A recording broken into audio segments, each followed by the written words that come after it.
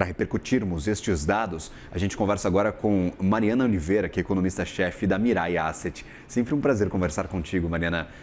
Bom dia. Bom dia, Gabriel. Tudo bom? Tudo certo, minha cara. Olhando para essas projeções de inflação, já tem guerra nessa conta. O que a gente consegue colocar aí como talvez uma justificativa para o mercado ter atualizado de forma até forte a projeção de inflação? 3,9 agora para 4,1. São 20 pontos base a mais na conta.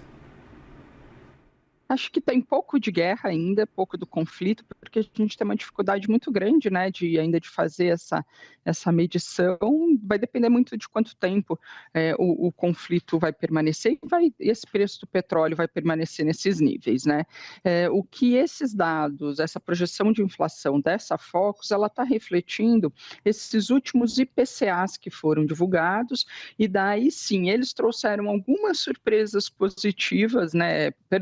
Surpresas para cima, não tanto positivas, mostrando até uma dinâmica um pouco menos benigna, principalmente do comportamento dos núcleos, de serviços.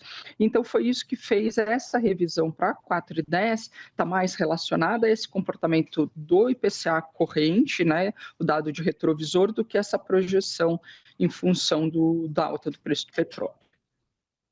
Então há mais espaço, talvez, para revisões das estimativas de inflação, caso a guerra continue, caso o combustível suba mais no Brasil. A gente pode ver, talvez, este IPCA ficando até mais pesado nas próximas atualizações do Focus?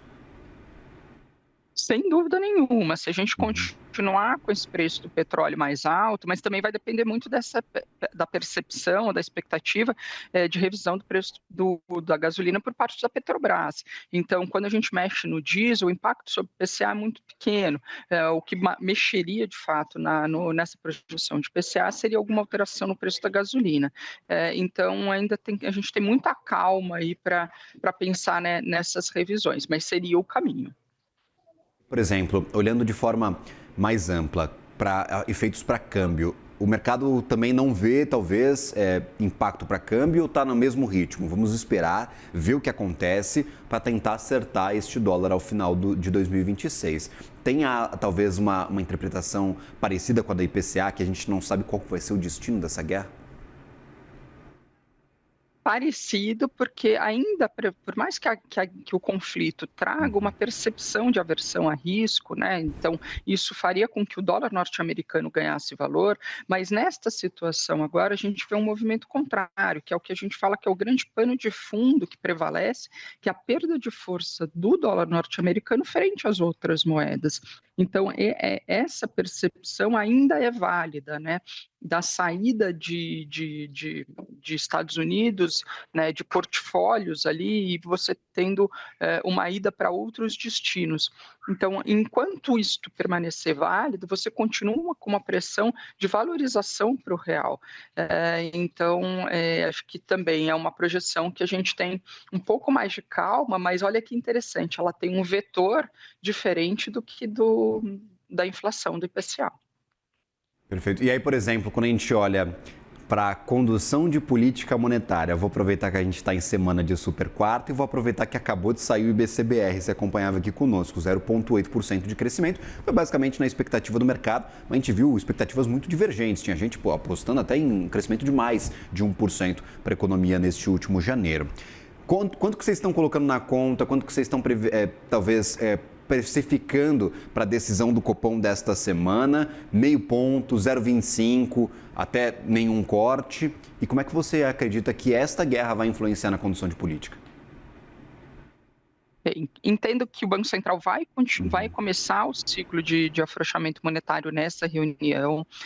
Isso está muito baseado nos comunicados recentes, nas falas recentes. A fala mais recente foi a do diretor Milton Davi, onde ele indica, né, que, de forma muito clara, que a gente tem uma calibragem a ser feita à frente. Então, nós temos uma taxa de juros muito alta, então a ideia de que essa calibragem vai começar, né?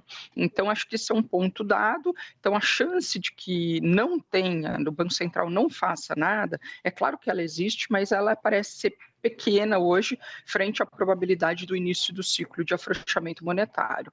E daí aqui um ponto interessante, se ele começa no ritmo de 25, ou se ele começa num corte já com cortes de 50.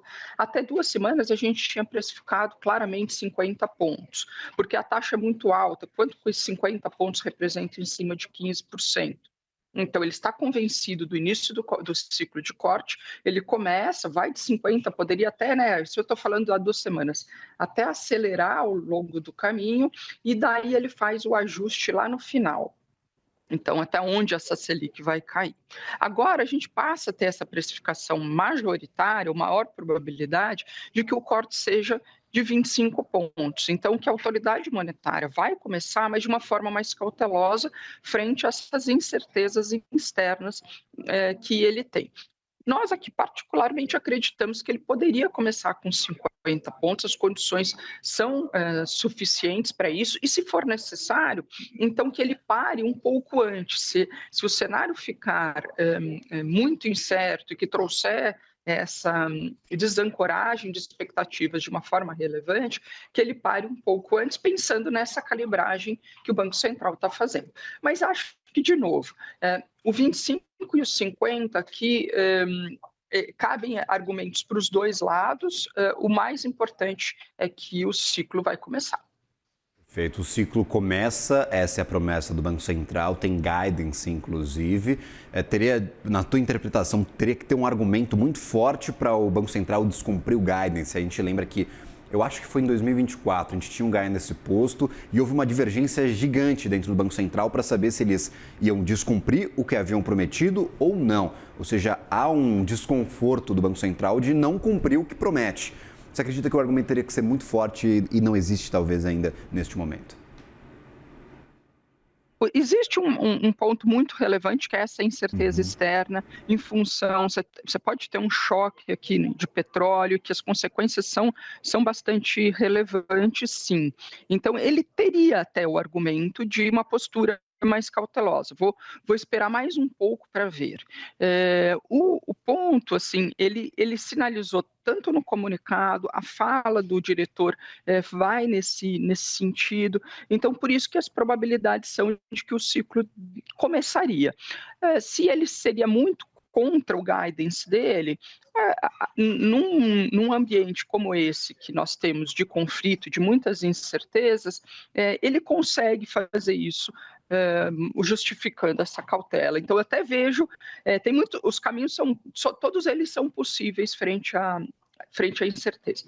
Frente à incerteza, o Banco Central é cauteloso, não tem por que ser diferente. Perfeito. Mariana Oliveira, economista-chefe da Mirai Asset, sempre bem-vinda à nossa programação. Minha cara, até uma próxima. Até uma próxima. Ótima semana para vocês. Valeu, ótima semana para toda a equipe.